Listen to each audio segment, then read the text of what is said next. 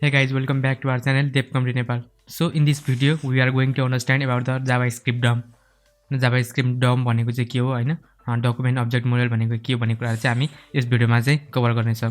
So W3C document object model is a platform and language neutral interface that allows programs and scripts to be dynamically access and update the content, structure and style of a document. Suppose हामीसँग चाहिँ HTML डकुमेन्टहरु हुन्छ हैन, HTML ट्यागहरु हुन्छ, हामीसँग क्लासहरु हुन्छ, आइडीहरु हुन्छ. त्यसको थ्रुबाट चाहिँ हामी HTML एलिमेन्टहरुलाई चाहिँ म्यानिपुलेट गर्न सक्छौं हैन, डायनामिक वेबसाइटहरु बनाउन सक्छौं DOM को युज गरेर हामी. सो बेसिकली DOM को युज गरेर चाहिँ हामी के गर्न सक्छौं भन्दाखेरि चाहिँ म्यानिपुलेट गर्न सक्छौं. So whenever our web page loaded the browser creates a document object model for the page हैन, त्यो पेजको चाहिँ एउटा डकुमेन्ट मोडल पेज चाहिँ क्रिएट गर्दछौ. सो जावास्क्रिप्ट डमले चाहिँ के गर्न सक्छ भन्दाखेरि चाहिँ अल HTML एलिमेन्ट्सहरुको जुन एलिमेन्ट्सहरु हुन्छ त्यसलाई चेन्ज गर्न सक्छ हैन, एट्रिब्युट्सहरुलाई चेन्ज गर्न सक्छ. त्यस्तै अब CSS को स्टाइलहरुलाई पनि चेन्ज गर्न सक्छ. अनि त्यस्तै न्यू एलिमेन्टहरु एड गर्नु पर्यो भने पनि त्यसलाई नि एड गर्न सकिन्छ हैन. सो यो छ. सो अब HTML डम भनेको चाहिँ के हो त? एउटा हुन्छ जावास्क्रिप्ट डम, अर्को हुन्छ HTML डम. सो HTML डम भनेको चाहिँ यो चाहिँ एउटा standard object model and programming interface हो हैन, HTML को लागि. यसले चाहिँ के डिफाइन गर्छ भन्दाखेरि चाहिँ HTML एलिमेन्ट्सहरुलाई चाहिँ एउटा अब्जेक्टको रूपमा चाहिँ डिफाइन गर्न हेल्प गर्छ हैन, सबै HTML एलिमेन्ट्सहरुको प्रोपर्टिजहरुलाई डिफाइन गर्छ. त्यस्तै यसले मेथडहरु अल द मेथड हैन जुनको थ्रुबाट चाहिँ हामी HTML एलिमेन्ट्सहरुलाई चाहिँ एक्सेस गर्न सक्छौं हैन, त्यो मेथडहरुलाई पनि यसले डिफाइन गर्छ.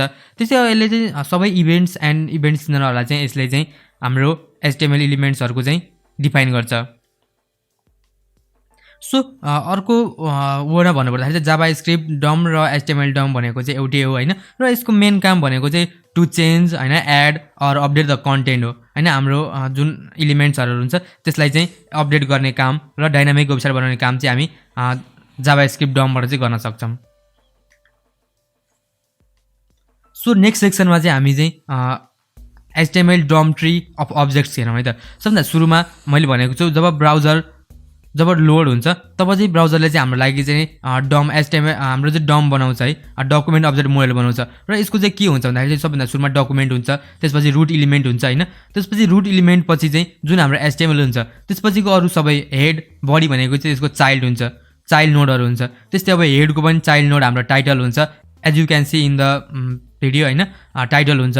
त्यस्तै अब टाइटलको माई टाइटल हुन सक्छ. लाइकवाइज हाम्रो एलिमेन्टको जुन हाम्रो अलरेडी HTML को चाहिँ हाम्रो चाइल्ड नोड छ बडी, त्यो बडीको नि हाम्रो फर्दर चाइल्ड नोडहरु हुन सक्छ. जस्तै अब एलिमेन्ट्सहरु हुन सक्छ हैन, S1 ट्याग हुन सक्छ, त्यस्तै लिंकहरु हुन सक्छ, href हुन सक्छ जुन एट्रिब्युट हो. त्यस्तै सबै यसको टेक्स्टहरु हुन सक्छ हैन, प्याराग्राफहरु हुन सक्छ. यो सबैहरु चाहिँ के हो, चाइल्ड नोड हो. यसले चाहिँ के गर्छ भन्दा ट्री अब्जेक्टहरुको चाहिँ डिफाइन गर्छ हाम्रो HTML डमले चाहिँ.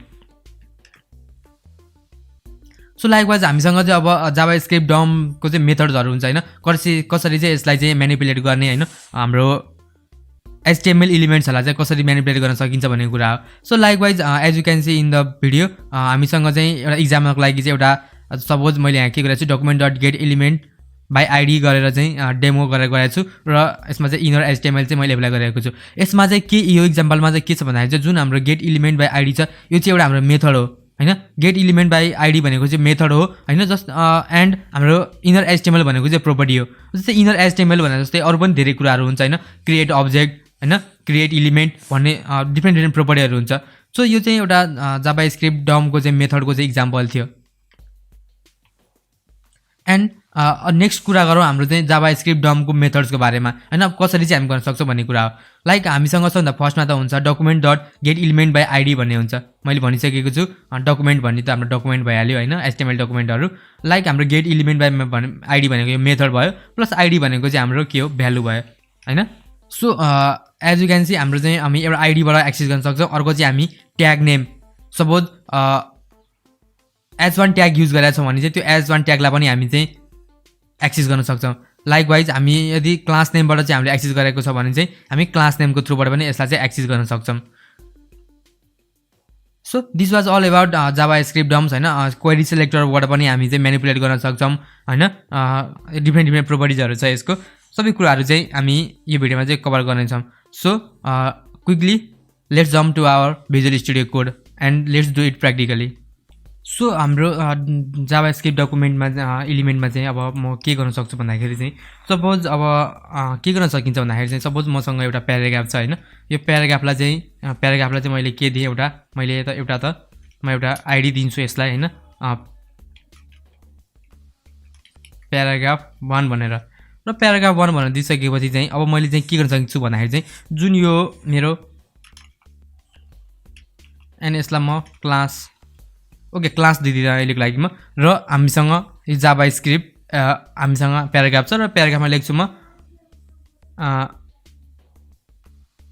यहाँनिर म के लेख्छु भन्दाखेरि चाहिँ लोरेम भनेर सिम्पल यति चाहिँ प्याराग्राफमा चाहिँ म लिएर आउँछु र यति लिएर आइसकेपछि चाहिँ सो म हजुरलाई चाहिँ गरेर देखाउन चाहन्छु म सन्दर्भमा हाम्रो स्क्रिप्ट ट्याग लिएर आउँछु र काम गरेछ कि छैन हाम्रो कोड भनेर लेख्नको लागि चाहिँ म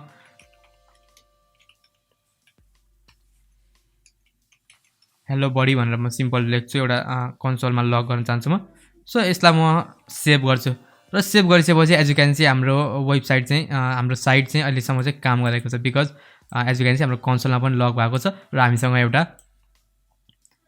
आएको छ हैन सो अब चाहिँ मैले यदि हजुरहरु चाहिँ हाम्रो यो वेब डेभलपमेन्ट कम्प्लिट कोर्सको चाहिँ पार्ट हुनुहुन्छ भने चाहिँ हजुरहरुलाई थाहा होला हामीले चाहिँ यहाँ अलरेडी डिफ्रेन्ट सब कुराहरु चाहिँ कभर गरिसकेको छौं हैन यदि हजुरहरुले एक्सेस गर्नु भएन भने चाहिँ please access our this series हैन प्लेलिस्ट एक्सेस गर्नु होला सो अदरवाइज सबै कुराहरु चाहिँ हामीले गरिसकेको छौं हैन र म यहाँ एउटा के गर्छु भन्दाखेरि चाहिँ एउटा लेट गरेर म एउटा प्याराग्राफ बनाउँछु हैन र प्याराग्राफलाई म के गर्न सक्छु त भन्दाखेरि चाहिँ यहाँनिर सिम्पल जुन छ document dot get element by id गर्छु र हाम्रो आइडी के छ भन्दाखेरि चाहिँ हाम्रो आइडी छ प्याराग्राफ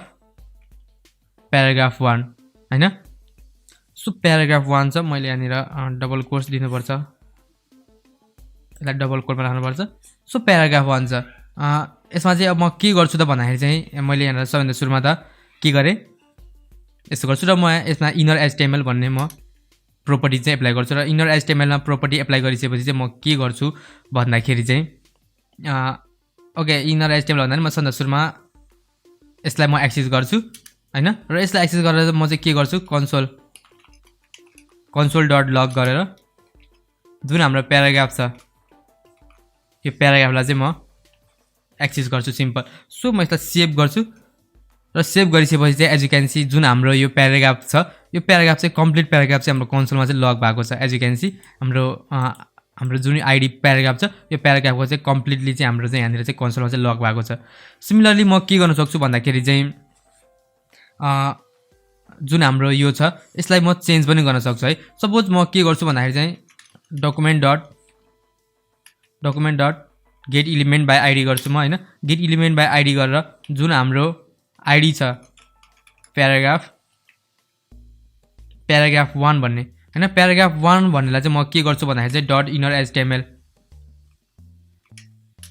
.inner.html युज गरेर यो प्रोपर्टीको युज गरेर चाहिँ म के गर्छु भन्दाखेरि चाहिँ जुन यो हाम्रो छ यो भित्र टेक्स्टलाई चाहिँ म चेन्ज गर्न सक्छु र यसमा चाहिँ म के लेख्न सक्छु टेक्स्ट इज चेन्ज्ड भनेर म सिम्पल राख्छु र यति राखिसकेपछि म यसलाई नाउ सेभ गर्छु र सेभ गरिसकेपछि एज यु क्यान सी हाम्रो जुन प्याराग्राफ थियो अहिलेको त्यो प्याराग्राफ चाहिँ हाम्रो नाउ चेन्ज भएको छ टेक्स्ट चाहिँ चेन्ज भएको छ हैन सो यसरी चाहिँ हामी म्यानिपुलेसन चाहिँ युज गर्न सक्छौं त्यस्तै अब मैले हाम्रो आइडी युज गरेको छु हैन सिमिलरली यदि हजुरहरुले हाम्रो सिरिज हेर्नु भएको छ हैन एचटीएमएल सीएसएस को हजुरहरुलाई अलिकति पनि नलेज छ भने चाहिँ हजुरहरुलाई थाहा होला है म यहाँ सिम्पल क्लास पनि एउटा बनाउँछु क्लासमा चाहिँ म के गर्छु भन्दाखेरि चाहिँ प्यारा भनेर राख्छु एउटा ओके प्यारा 1 भनेर राख्छु है र प्यारा 1 भनेर राखेर म सन्दा सुरुमा त यो दुईटा लाइनलाई कमेन्ट गर्छु बिकज म टेक्स्ट चेन्ज गर्न चाहन्छु म फेरि अर्को सेलेक्टर चाहिँ देखाउन चाहन्छु अर्को हामीसँग हुन्छ document dot get element by class name भन्ने हुन्छ हामीसँग हैन क्लास नेम हाम्रो क्लास के छ त हाम्रो क्लास यहाँ सिम्पल के छ प्यारा 1 छ र प्यारा 1 छ भनेपछि जुन यो प्यारा 1 छ यसलाई चाहिँ म के गर्न सक्छु inner HTML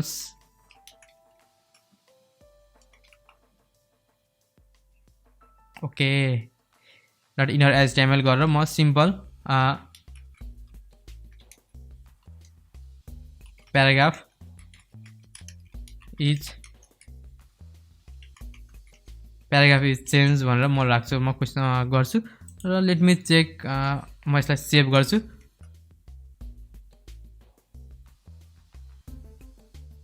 okay okay so म यसलाई चाहिँ के गर्छु भन्दाखेरि चाहिँ यो प्याराग्राफ चेन्ज भन्दा पनि म यसलाई सिम्पल यहाँनिर यसरी सेभ गर्छु।